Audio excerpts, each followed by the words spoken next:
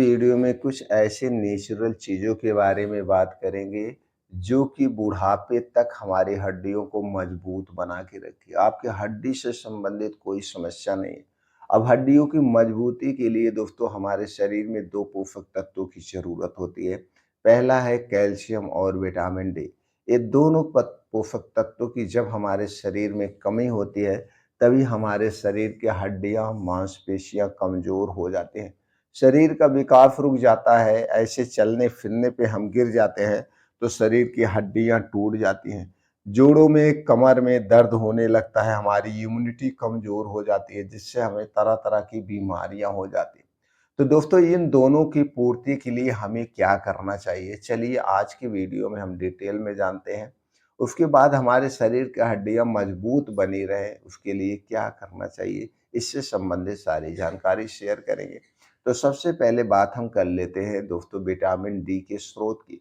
दोस्तों vitamin D सबसे ज़्यादा ज़रूरी है और विटामिन डी प्रकृति से हमें मुफ्त में मिलता है। इसका हमें मुफ्त में मिलता है, नहीं तो दोस्तों जो गोश्त मछली खाते हैं उसमें ज़्यादा मिलता है, मीट, गोश्त, मछली। अगर आप शाकाहारी हैं और ये नहीं कर पा रहे, मीट, मछली नहीं खाते हैं, तो दोस्तों आपको रोज़ सुबह उगते हुए सूरज के सामने रोज सुबह उगते हुए सूरज के सामने कम से कम आधे घंटे आपको व्यतीत करना है। अगर सुबह नहीं ऐसा कर पा रहे हैं, जबकि सुबह ही करना चाहिए, तो शाम को सूरज ढलते समय, शाम को सूरज ढलने से आधा घंटा पहले आपको सूरज की धूप में बिताना है। सूर्य की किरणों में विटामिन डी प्रचुर मात्रा में पाया जाता है, आपको एक्स्ट्रा कुछ खाने की ज़रूरत नहीं है। अगर ये दोनों काम नहीं कर पा रहे, आप शाकाहारी मांसाहारी भी नहीं हैं और आप सूर्य की धूप में भी नहीं बैठ पा रहे हैं, तो दोस्तों सबसे बड़ी गलती कर रहे हैं। तो इसके विकल्प के तौर पे दोस्तों कुछ कैप्सूल आते हैं, तो कैप्सूल आप ले सकते हैं। लेकिन कैप्सूल को आपको डॉक्टर की निगरानी में लेना पड़ेगा और आपको विटामिन डी की जाँच करा के पता करना पड़ेगा कि हमारे शरीर में विटामिन डी की कमी तो नहीं हुई है। अगर विटामिन डी की कमी हुई है तो तुरंत उसे पूरा करिए, नहीं तो दोस्तों शरीर में कई तरह की बीमारियाँ होती। विटामिन डी दोस्तों हर विटामिन के लिए सहायक है। सहायक के तौर पे विटामिन डी बहुत ज़रूरी है। तो विटामिन डी का सबसे अच्छा जो विकल्प है वो सूर्य की धूप है दोस्तों। आप रोज़ सुबह समय निकाल कर के आधे घंटे से 40 मिनट का ज़रूर बिताइए। अब कैल्शियम की हम बात कर लेते हैं दोस्तों, कैल्शियम हमारे लिए बहुत ज़रूरी है। कैल्शियम दोस्तों चाहे बच्चे हो, बूढ़े हों, स्त्री हो, पुरुष हो, उम्र के हिसाब से इसकी रिक्वायरमेंट होती है और स्त्री पुरुष में अलग-अलग रिक्वायरमेंट होती है। कुल मिला-जुला के आप चाहे जिस भी उम्र में हैं, डेली 1000 एमजी, डेली 1000 दोस्तों मिलीग्राम आपको कैल्शियम चाहिए ही चाहिए। अब इसके लिए बहुत सारे स्रोत हैं, जैसे डेयरी प्रोडक्ट है, लेकिन ये डेयरी प्रोडक्ट आपके घर का होना चाहिए। हरी सब्जियों में भी कुछ पाया जाता है, लेकिन उतनी मात्रा में नहीं पाया जाता है, फलों में भी पाया जाता है। तो सबसे ज़्यादा जो ज़रूरी है, वो है दोस्तों आपका कैल्शियम। कैल्शियम के लिए दोस्तों अगर आप बाहर की बहुत ज़्यादा तली भुनी चीज़ें खा रहे हैं, तो आपकी पूर्ति नहीं हो जाएगी। इसलिए आपको दोस्तों अपने डेयरी प्रोडक्ट को शामिल कर सकते हैं। डेयरी प्रोडक्ट में भी दोस्तों कैल्शियम पाया जाता है, जैसे दूध हो गया, दही हो गया, पनीर हो गया।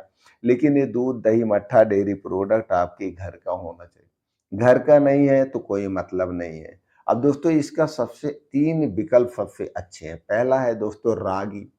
रागी में कैल्शियम प्रचुर मात्रा में पाया जाता है, तो आप रागी की रोटी खा सकते हैं। चने में भी दोस्तों कैल्शियम पाया जाता है, प्रोटीन पाया जाता है, तो आप चना, रागी की रोटी ले सकते हैं। इसके अलावा सफ़ेद तिल सबसे अच्छा विकल्प है। सफ़ेद तिल में दोस्तों प्रचुर मात्रा में कैल्शियम पाया जाता है, तो आप दोस्तों सफ़ेद तिल का भी प्रयोग कर सकते हैं। सफ़ेद तिल को दोस्तों आप भून करके पाउडर बना के प्रयोग कर सकते हैं। सफ़ेद तिल को दोस्तों आप रात में भिगो के सुबह बीन्स के साथ भी खा सकते हैं, ऐसे भी खा सकते हैं। तो 2 तरीके से इसका प्रयोग किया जाता है, एक रात में भिगो करके और दूसरा है भून करके। तीसरा जो सबसे अच्छा विकल्प है, कभी भी आपके शरीर में कैल्शियम की कमी ही नहीं होगी और सबसे सस्ता है, वो है दोस्तों पान में खाया जाने वाला चूना। पान में खाया जाने वाला चूना प्रयोग कैसे करना वो सबसे ज़्यादा ज़रूरी है। दोस्तों ये चूना लेना है आपको मार्केट में मिल जाएगा पान की दुकान पे या पंसारी के यहाँ से दोस्तों आप इसे लाइए घर पे इसे उबाल लीजिए। उबाल करके किसी काँच के शीशी में आप रख दीजिए।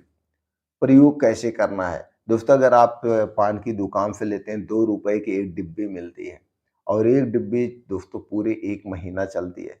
जो लोग पान खाते हैं दोस्तों उनके शरीर में कभी कैल्शियम की कमी नहीं होती है क्योंकि उनकी पूर्ति हो जाती है। लेकिन पान में जो चूना खाते हैं वो फ़ायदेमंद है, पान का पत्ता फ़ायदेमंद है, लेकिन जो उसमें कत्था सुपारी खाते हैं, तम्बाकू खाते हैं वो सबसे खतरनाक है। वो बीमारी की जड़ है। उसे कभी नहीं खाना चाहिए, भूल के भी नहीं खाना चाहिए। अब उसमें 2 ही चीज़ें फ़ायदेमंद है, वो है पान का पत्ता और वो है चूना। तो दोस्तों वही चूना आपको लाना है, प्रयोग कैसे करना है? दोस्तों आपको लेना है 1 ग्राम चूना। अब 1 ग्राम वज़न कैसे करेंगे? तो 1 गेहूँ के बराबर।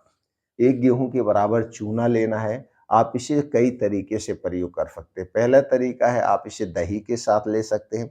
अगर आपके घर खुद की दही हो तो 1 कटोरी दही लीजिए और उसी दही में 1 गेहूँ के बराबर चूना मिला कर के इस दही को रोज़ दोपहर में खाना खाने के 1 घंटे के बाद खाना खाने के 1 घंटे के बाद आप इसे ले सकते हैं। दही खाने के बाद कुछ नहीं खाना-पीना, ये तो पहला तरीका है। दूसरा तरीका दोस्तों 1 गेहूँ के बराबर आप चूना लीजिए, इसे किसी भी रस में मिला कर के जैसे गन्ने का रस हो गया, अनार का रस हो गया, संतरे का रस हो गया, उसमें मिला के आप पी सकते हैं।